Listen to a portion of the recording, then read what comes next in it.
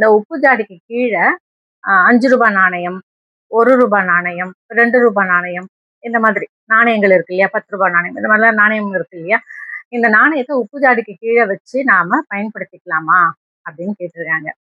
இதுல எனக்கு உண்மையாவே எனக்கு என்ன சொல்றதுன்னு தெரியல. உப்பு ஜாடிக்கு கீழே நாணயம் வச்சு பயன்படுத்துறது அப்படிங்கிறது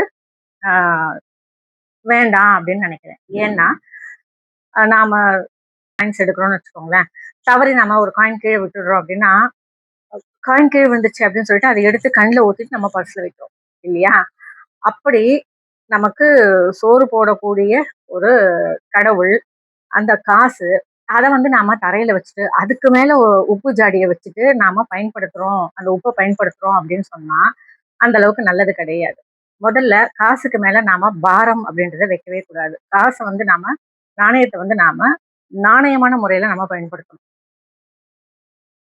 அதை தரையில வச்சு அதுக்கு மேல உப்பு ஜாடி வச்சு அந்த உப்பை நம்ம பயன்படுத்தும் போது அந்த நாணயத்தை உப்பு ஜாடிக்கு கீழே வைக்கிறோம்.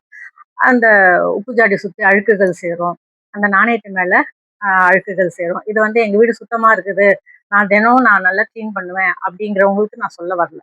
எல்லாராலையும் எல்லா நாளும் எல்லா விஷயத்திலையுமே பெர்ஃபெக்டா இருக்க முடியுமான்னா கண்டிப்பா முடியாது. பார்க்கும்போது அதை சுத்தி டஸ்ட் இருக்கும், ஒட்டடை இருக்கும், முடியெல்லாம் சுத்தின்னு இருக்கும். அந்த நாணயம் அப்போ எந்த அளவுக்கு அழுக்காகுது இல்லையா? இது தேவையில்லாத ஒரு விஷயம். இன்னொன்னு, அந்த நாணயத்துக்கு மேல நம்ம உப்பு ஜாடியை வைக்கும்போது அந்த நாணயத்துக்கு மேல நம்ம பாரத்தை ஏற்றுறோம், பாரத்தை அதிகப்படுத்துறோம். அப்போ நமக்கு வீட்டுல அந்த பணத்துக்கான தேவைகள் அதிகமாகும், செலவு ஜாஸ்தியாகும், நமக்கு மனசெலவுல நமக்கு பாரம் அதிகமாகும் உண்மையாகவே. அதனால இதெல்லாம் நமக்கு பெரியவங்க சொன்னதே கிடையாது. நமக்கு பெரியவங்க அந்த நாணயங்களை அஞ்சரை பெட்டியில, அரிசி பானையில, அங்க இங்க துவரம்பருப்பு டப்பா அப்படி இப்படி சேர்த்து வச்சாங்க. அது சிறு ஓட்டு காசுன்னு சொல்லுவாங்க. அங்க இங்கெல்லாம் சேமிச்சாங்க. ஆனா யாரும் இந்த உப்பு ஜாடிக்கு கீழே, அரிசி ட்ரமுக்கு கீழே இது மாதிரிலாம் வச்சு யாரும் பயன்படுத்துறது கிடையாது. நான் கேள்விப்பட்டதும் கிடையாது. அதனால நாம தேவையில்லாத புது புது விஷயங்கள் எல்லாம் நாம செஞ்சு பார்த்து அந்த அனுபவம் எப்படி இருக்குன்னு பார்த்துக்கலாம் அப்படின்னு நம்ம நினைக்கவே வேண்டாம்.